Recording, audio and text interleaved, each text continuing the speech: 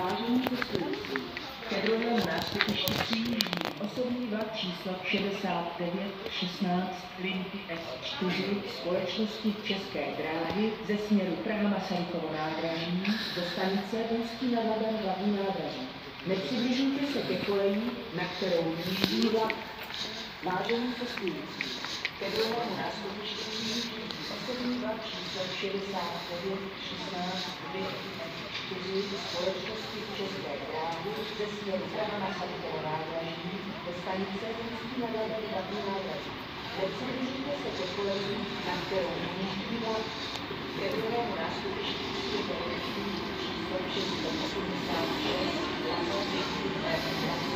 společnosti České dráhy ze směru Praha-Hlavní nádraží.